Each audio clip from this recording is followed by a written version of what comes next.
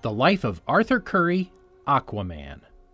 Arthur Curry is the King of Atlantis, the firstborn son of Queen Atlanna, the older maternal half-brother of Orm Marius, and member of the Justice League, as well as the superhero known to the world as Aquaman. During his childhood in Amnesty Bay, Maine, he was secretly trained by his vizier, Nuidis Vulko, in hand-to-hand combat and gifted with his mother's trident as a blessing.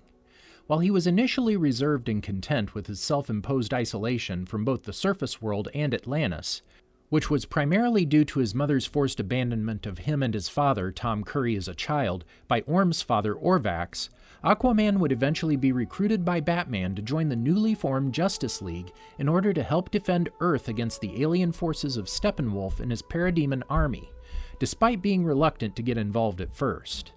Following his recruitment to the team, Arthur played a pivotal role in reviving Superman a year after the latter's death at the hands of the monstrous Doomsday. With the Justice League now fully assembled, Aquaman contributed considerably into driving back Steppenwolf, even severely injuring him with his trident, forcing the failed alien invasion into hasty retreat. Roughly a year later, Arthur reluctantly decided to finally pursue his rightful place in Atlantis. He retrieved the legendary Trident of Atlan from the depths of the hidden sea with the help of Mera and his long-lost mother Atlanna, and defeated his half-brother Orm in battle, finally becoming the rightful king of Atlantis at last while embracing the Aquaman moniker, though in the process of accomplishing this, he also inadvertently created a new and dangerous villain hellbent on his destruction, Black Manta. In 2022, Aquaman and the Justice League traveled to the Coverdale Ranch on the information of Amanda Waller to help the 11th Street kids stop the butterflies along with the cow. However, they were late, and the new heroes were the ones who stopped the invasion. Aquaman was reprimanded by Peacemaker for being late and heard his rumor of having sex with fish, something Flash laughed at, along with the rest of us. Welcome to the A.R.G.U.S. In today's video, we're going over the life of Aquaman. Before we begin, we publish a new video every day, so be sure to subscribe to our channel and ring the bell to get notified about our latest videos. The A.R.G.U.'s reach stretches beyond just this channel, so if you're a fan of us, please consider subscribing to our other channels and following us on all of our social media. Help us reach our goal of passing 100,000 followers on all of our accounts by the end of the year. And with that out of the way, let's get into the video. Childhood. Arthur Curry was born on January 29, 1986, though A.R.G.U.S lists his birth date as January 29, 1979, in Amnesty Bay, Maine, to Thomas Curry, a lighthouse keeper, and Atlanna, the Queen of Atlantis. When Arthur was only 3 years old, their home was attacked by royal guards who were sent to bring Atlanna back so that she could marry King Orvax. While Atlanna managed to fight them off, she realized she had to return to her home and leave him and his father in order to keep them both safe. Before she left, she imparted Arthur her trident as her legacy, believing him to be the key to uniting the Atlanteans and humans one day. One day, when his school went on a field trip to the Boston Aquarium in Massachusetts, Arthur was confronted by two bullies for seemingly talking to the animals in the tank. However, when Arthur cried out, a shark came to his aid, slamming against the tank hard enough for a large crack to form. The crowd stood back as the remaining animals surrounded Arthur. When he turned, his eyes had changed color, glowing golden. This heritage caused Arthur to grow up with incredible powers, including the ability to breathe underwater. However, Arthur's ignorance regarding how to handle these Atlantean powers induced him to become very conflicted and somewhat reserved, with internal struggles. When he was 13, Arthur was dared by his friends to swim down into a shipwreck. Arthur then swam down and explored a section of it, but then he found himself stuck inside. After a few seconds, he realized that he was probably drowning and proceeded to black out. After awakening, Arthur realized that he could breathe underwater. It was there that he noticed a man swimming above him known as Nuidis Vulko. He introduced himself as the chief advisor to the King of Atlantis, who began to train him in unlocking his Atlantean abilities so that one day Arthur could take his place as the rightful ruler of Atlantis. Discovered by the NSA.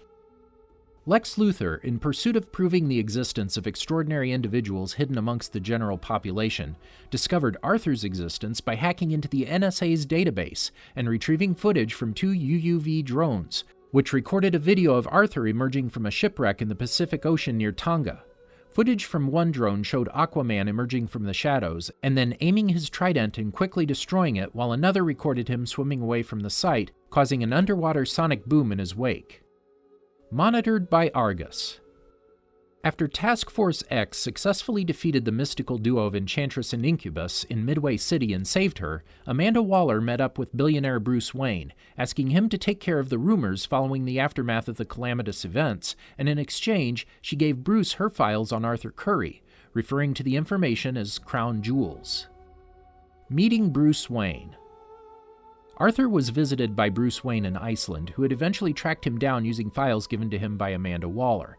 Bruce arrived during the winter, during which time Arthur brought fish to feed the hungry, always coming into the town on the king tide. On the day afterwards, Bruce asked the village council if he could speak with Arthur, whom he deduced was still around. When Arthur revealed himself to be there, he demanded Bruce talk, during which he informed Arthur that an impending threat was coming to the world, asking Arthur to join the newly founded Justice League under his leadership. Initially, Arthur refused to become involved with, and risk his life for, a group of strangers. He responded with hostility when Bruce refused to leave, proceeding to pin Bruce against the wall in an attempt to intimidate him. However, he decided to hear Bruce out when the latter disclosed that he was Batman. Afterwards, while Arthur was beginning to depart back to the ocean, he remarked that, "The strong man is strongest alone." Meeting Vulko. Arthur rescued a sailor caught in a storm, taking him to a bar where he deposited him on a table and ordered himself a drink. He told the bartender that the man was paying for the wine and that he should respect the storm the next time he was going out. Arthur drank the entire bottle and jumped back into the ocean and headed toward overgrown ruins. There, he came across a statue of King Atlan and his mythical trident. Vulko then appeared behind him, carrying the trident Arthur had discarded years ago, along with a piece of armor, expressing his dissatisfaction on Arthur's continued rejection of his Atlantean royal duties, and reminded Arthur that he never slept in the same place twice, though chose to return to the statue. Vulko brought news of darkness coming to Earth and its forces kidnapping Atlanteans, with King Orm blaming the surface for these actions. Vulko suspected they were looking for one of the mother boxes given responsibility of being guarded by the Atlanteans.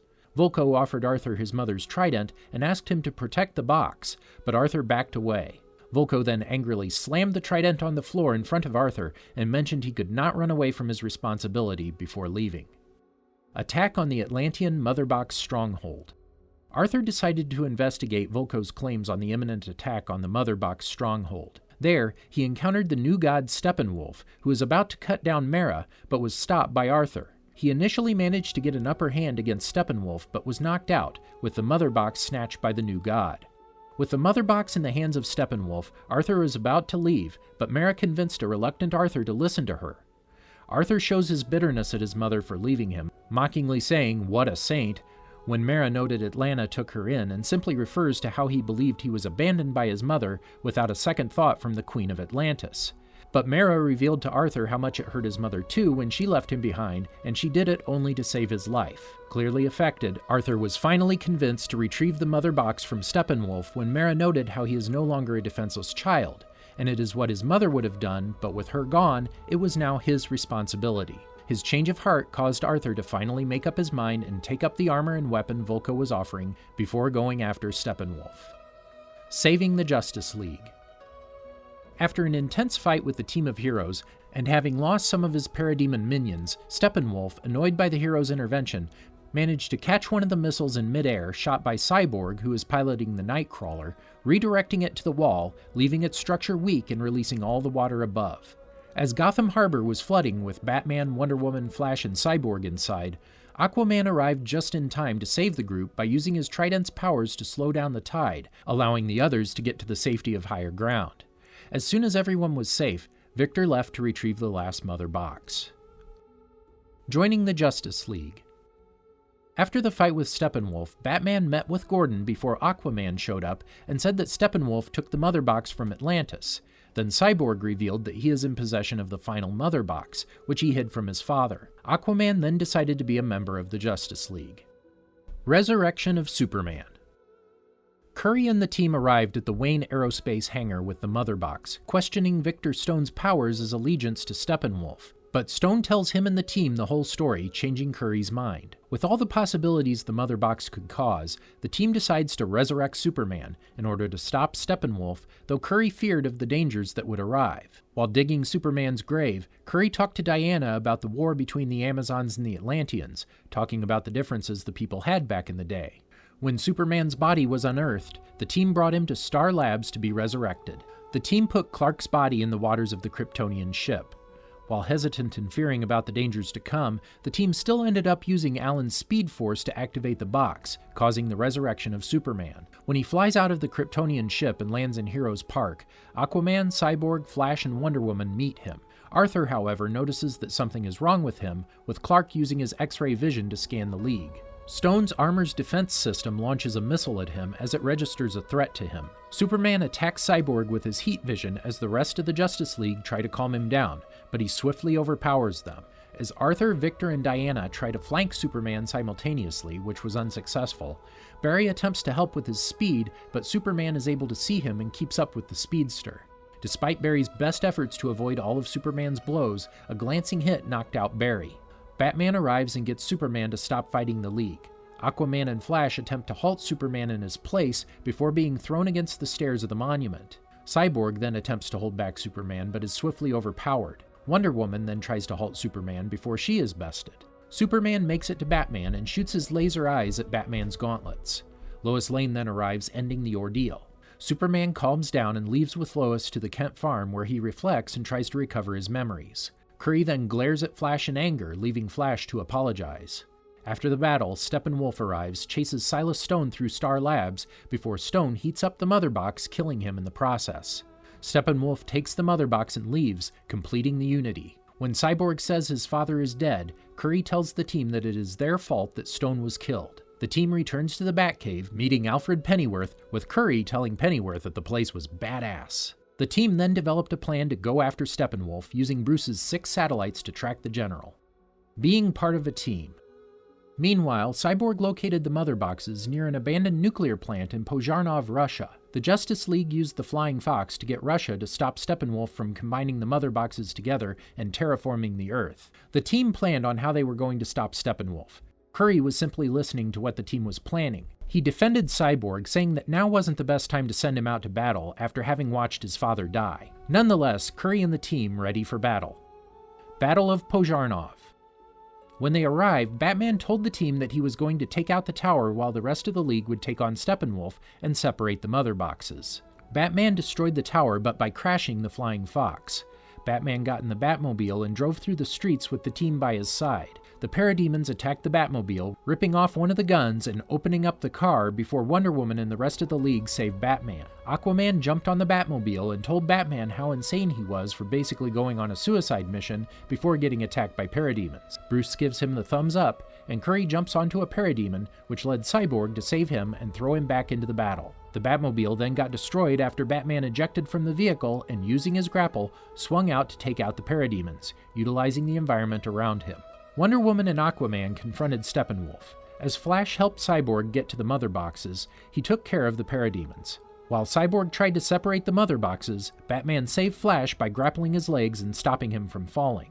Batman took one of the Parademon's guns and fired at them. Steppenwolf then found out that Cyborg was trying to separate the Mother Boxes. He grabbed him before Wonder Woman saved him. Wonder Woman and Aquaman tried to keep Steppenwolf away from Cyborg by using the lasso of Hestia to pull him down. Steppenwolf attacked them both before he knocked Aquaman into a wall, breaking the ceiling which almost crushed him until Wonder Woman came to his aid. With Aquaman and Wonder Woman down, Steppenwolf arrives and prepares to kill Cyborg. Before Steppenwolf could kill him, Superman arrived and easily overpowered the new god. Then, Wonder Woman and Aquaman were amazed by his return. Meanwhile, he and Wonder Woman began to gain the upper hand. Cyborg called for Superman to help with separating the Mother Boxes, which they managed to do with great effort. Steppenwolf attacked again, but Aquaman speared him with his trident from behind, and Superman delivered a devastating punch, which knocked out towards the boom tube to Apocalypse.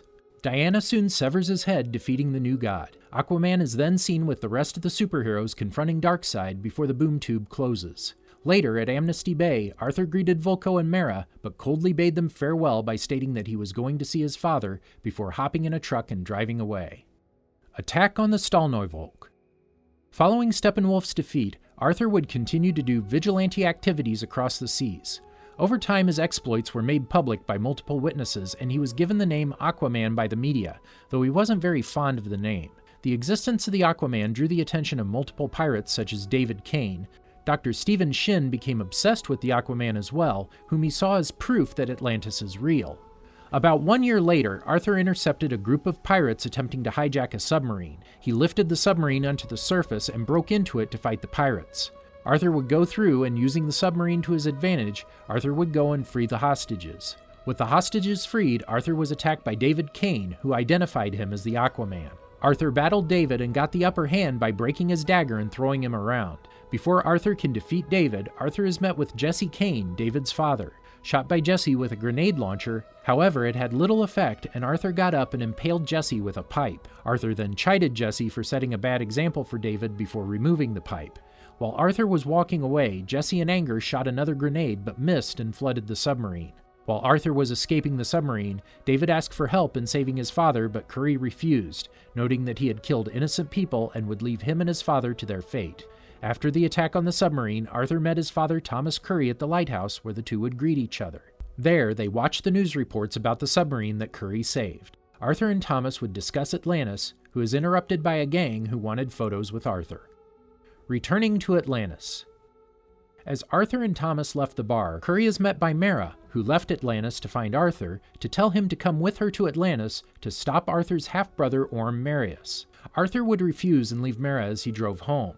On the way home, Arthur noticed that there was a tidal wave coming toward him. Curry tried to stop the car but was hit by the wave. Arthur would try and find his father before he could drown, but fortunately is saved by Mera, who used her powers to stop the water so Arthur could find his father. Locating Thomas, Arthur attempted to revive his father with CPR, but luckily Mera used her hydrokinesis powers to save him. Duel in the Ring of Fire.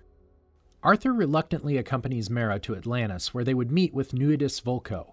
Arthur is informed about what had happened in the history of Atlantis, which they needed to find the Trident of Atlan, a magical artifact that once belonged to Atlan, the former king of Atlantis, in order to claim his rightful place as king. They are suddenly ambushed by Orm's men. Arthur holds them off while Mera and Vulko escaped, but Arthur is eventually beaten unconscious and captured by the Orm guards. When Arthur awakes, he is chained and visited by Orm, who announces that Atlanna was executed for the crime of having a half-breed son, and he states that he blames Arthur and the Surface for her death, which infuriates Arthur to the point of pulling his chain so hard that all the royal guards barely manage to keep him still. Orm offers Arthur an opportunity to leave forever, but Arthur instead challenges him to a duel in a ring of underwater lava known as the Ring of Fire.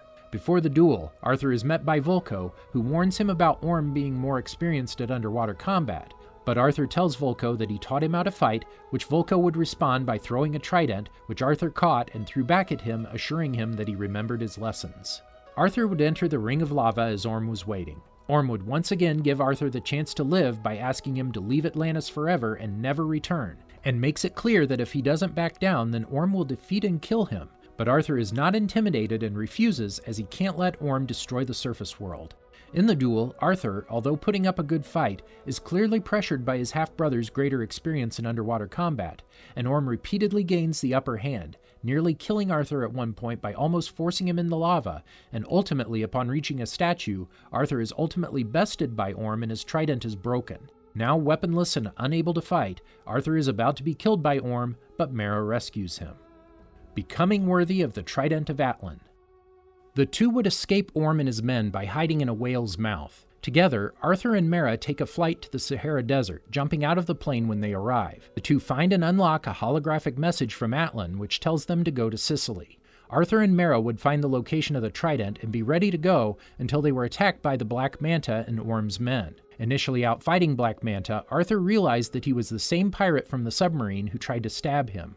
When Black Manta revealed that he had acquired weapons made of Atlantean steel, being able to injure him, Aquaman was caught off guard, and although he was still able to fight off his relentlessly brutal assault, also having to keep innocents safe from the battle made Arthur unable to focus entirely on defeating Black Manta, and he was severely injured. Fortunately, Arthur was able to resist being stabbed by an Atlantean steel hook long enough to use it to pull it to him, and proceeded to throw it back at Black Manta with all his might, damaging his suit. He then finally defeated him by throwing a pair of chained stone balls directly into Manta's helmet right before it fired another laser blast, which exploded, throwing David Kane off of a cliff. Arthur realized Orm is tracking them, and Mera destroys the device, the bracelet Orm gave her. Mera nursed Arthur's wounds as they journeyed to the Trident's whereabouts and encouraged him to embrace his destiny as a hero and king. Arthur felt that the Black Manta was his own fault, as he willingly chose to let David's father die when he had the chance to save him. Mera assured Arthur that Black Manta was no longer a problem, but Arthur remained wary that it wasn't the last they'd see of him. Arriving at their destination, Arthur and Mera were attacked by a legion of amphibious monsters known as the Trench, but they managed to fend them off using torches to scare them with bright lights and reach a wormhole that transports them to the hidden sea located at the center of the Earth. There, they are unexpectedly reunited with Atlanna, who was seemingly sacrificed to the Trench for her crimes, but managed to escape them and reach the uncharted sea where she had been stranded ever since. Arthur would enter the cave where he is faced with Carathan, who is the mythical Leviathan that guards the Trident, and voices his determination to protect both Atlantis and the surface before Carathan could kill Arthur. He communicates with her, which surprises her and allows Arthur to get the Trident, and proving that he is worthy of reclaiming the Trident, which grants him control over the Seven Seas. Battle of the Brine.